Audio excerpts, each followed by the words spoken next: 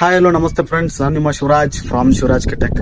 Friends, ಇವತ್ತಿನ ಈ ಒಂದು ವಿಡಿಯೋದಲ್ಲಿ ನಾನು ನಿಮ್ಗೆ ಏನು ತಿಳಿಸ್ಕೊಡ್ತೀನಪ್ಪ ಅಂತ ಹೇಳಿದ್ರೆ, ನೀವು ನಿಮ್ಮ ವೋಟರ್ ಐ ಡಿ ಎಪಿಕ್ ಅನ್ನ ಅಂದ್ರೆ ಈ ವೋಟರ್ ಐ ಡಿ ಡಿಜಿಟಲ್ ಕಾಪಿಯನ್ನ ನೀವು ಹೇಗೆ ಡೌನ್ಲೋಡ್ ಅನ್ನ ಮಾಡ್ಕೋಬಹುದು ವಿತಿನ್ 5 ಸೆಕೆಂಡ್ಸ್ ಅಲ್ಲಿ 5 ಮಿನಿಟ್ಸ್ ಅಲ್ಲಿ ಎಂಬುದನ್ನ ಈ ವಿಡಿಯೋದಲ್ಲಿ ತಿಳಿಸ್ಕೊಡ್ತಾ ಹೋಗ್ತೀನಿ. ಅದಕ್ಕಿಂತ ಮುಂಚೆ ನೀವು ನಮ್ಮ ಯೂಟ್ಯೂಬ್ ಚಾನಲ್ಗೆ ಸಬ್ಸ್ಕ್ರೈಬ್ ಆಗಿಲ್ಲ ಅಂದ್ರೆ ಕೆಳಗಡೆ ಕಾಣ್ತಿರ್ತಕ್ಕಂಥ ಸಬ್ಸ್ಕ್ರೈಬ್ ಮಾಡಿ, ಹಾಗೆ ಪಕ್ಕದಲ್ಲೇ ಬರ್ತಕ್ಕಂಥ ಬೆಲ್ ಐಕನ್ ಅನ್ನ ಪ್ರೆಸ್ ಮಾಡಿ ಈ ವಿಡಿಯೋ ಕುರಿತು ನಿಮ್ಮ ಅನಿಸಿಕೆ ಅಭಿಪ್ರಾಯಗಳನ್ನ ಕಮೆಂಟ್ ಮಾಡಿ, ಮುಂದೆ ನಾನು ಯಾವ ತರ ವಿಡಿಯೋನ ಮಾಡಬೇಕು ಎಂಬುದರ ಬಗ್ಗೆನೂ ಸಹ ಕಮೆಂಟ್ ಮಾಡಿ ಅಂತ ಹೇಳ್ತಾ, ಬನ್ನಿ ನಮ್ಮ ಕಂಪ್ಯೂಟರ್ ಸಿಸ್ಟಮ್ಗೆ ಹೋಗೋಣ. ಅಲ್ಲಿ ಯಾವ ತರ ಅಪ್ಲಿಕೇಶನ್ ಹಾಕಬೇಕು ಎಂಬುದನ್ನು ನಾನು ನಿಮಗೆ ಪೂರ್ತಿಯಾಗಿ ತಿಳಿಸ್ಕೊಡ್ತಾ ಹೋಗ್ತೀನಿ. ಬನ್ನಿ ಸ್ನೇಹಿತರೆ, ಈಗ ನಾವು ಕಂಪ್ಯೂಟರ್ ಡೆಸ್ಕ್ಟಾಪ್ಗೆ ಬಂದಿದ್ದೇವೆ. ಈಗ ನಾವು ಕಂಪ್ಯೂಟರ್ನಲ್ಲಿ ಡೆಸ್ಕ್ಟಾಪ್ನಲ್ಲಿ ನಾವು ಕ್ರೋಮ್ ಅಪ್ಲಿಕೇಶನನ್ನು ಓಪನ್ ಮಾಡಬೇಕಾಗುತ್ತೆ.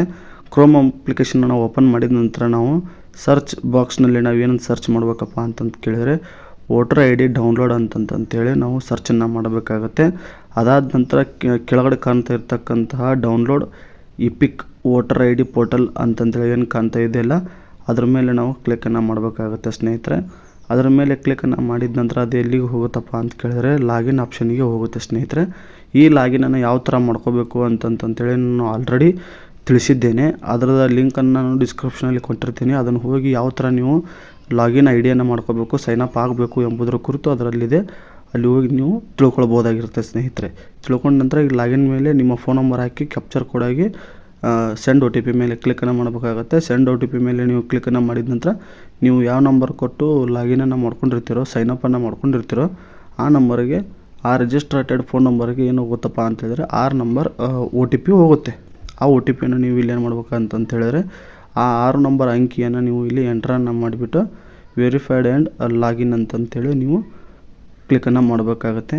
ಕ್ಲಿಕ್ಕನ್ನು ಮಾಡಿದ ನಂತರ ಏನಾಗುತ್ತಪ್ಪ ಅಂತ ಕೇಳಿದರೆ ಈ ರೀತಿಯಾದ ಒಂದು ಹೊಸ ಇಂಟರ್ಫೇಸ್ ಬರುತ್ತೆ ಸ್ನೇಹಿತರೆ. ಲಾಗಿನ್ ಆದ ನಂತರ ಈಗ ನೀವು ಇಲ್ಲಿ ಇಪಿಕ್ ಡೌನ್ಲೋಡ್ ಅಂತೇಳಿ ಕಾಣ್ತಾ ಇದ್ದಲ್ಲ, ಅದರ ಮೇಲೆ ಕ್ಲಿಕ್ಕನ್ನು ಮಾಡಿಕೊಂಡು ಇಲ್ಲಿ ಒಂದು ಇಪಿಕ್ ನಂಬರ್ ಮೇಲೆ ನೀವು ಡೌನ್ಲೋಡನ್ನು ಮಾಡ್ಕೋಬೋದು ಮತ್ತು ರೆಫರೆನ್ಸ್ ನಂಬರ್ ಮೂಲಕ ನೀವು ಡೌನ್ಲೋಡನ್ನು ಮಾಡ್ಕೋಬೋದು. ಈಗ ನಾನು ಇಲ್ಲಿ ಇಪಿಕ್ ನಂಬರ್ ಮೂಲಕ ಡೌನ್ಲೋಡ್ ಮಾಡ್ಕೊಳ್ಳೋದನ್ನು ತಿಳಿಸ್ಕೊಡ್ತೀನಿ.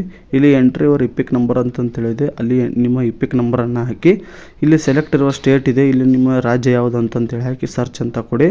ಕೊಟ್ಟಾದ ನಂತರ ಇಲ್ಲಿ ಕೆಳಗಡೆ ಎಲ್ಲ ಶೋ ಆಗುತ್ತೆ. ಹೆಸರು ಒಂದು ಸರಿ ಕನ್ಫರ್ಮೇಷನನ್ನು ಮಾಡ್ಕೊಳ್ಳಿ. ಅದಾದ ನಂತರ ಕೆಳಗಡೆ O T P send O T P ಅಂತಂತೇಳಿದೆ, ಅದರ ಮೇಲೆ ಒ ಟಿ ಪಿ ಮೇಲೆ ನೀವು ಕ್ಲಿಕ್ಕನ್ನು ಮಾಡಿದರೆ ಅವರ ರಿಜಿಸ್ಟ್ರೇಟೆಡ್ ಆ ಇಪಿಗೆ ಲಿಂಕ್ ಆಗಿರ್ತಕ್ಕಂಥ ಫೋನ್ ನಂಬರ್ಗೆ ಒಂದು ಒ ಟಿ ಪಿ ಹೋಗುತ್ತೆ. ಆ ಒ ಟಿ ಪಿಯನ್ನು ಎಂಟ್ರನ್ನು ಮಾಡಿದ ನಂತರ ಡೌನ್ಲೋಡ್ ಅನ್ನೋ ಆಪ್ಷನ್ ಕಾಣುತ್ತೆ ಸ್ನೇಹಿತರೆ. ಅದ್ರ ಮೇಲೆ ನೀವು ಡೌನ್ಲೋಡ್ ಅಂತ ಹೊಡೆದ್ರೆ ನಿಮ್ಮ ಇಪಿಕ್ ಕಾರ್ಡು ಡೌನ್ಲೋಡ್ ಆಗುತ್ತೆ ಸ್ನೇಹಿತರೆ.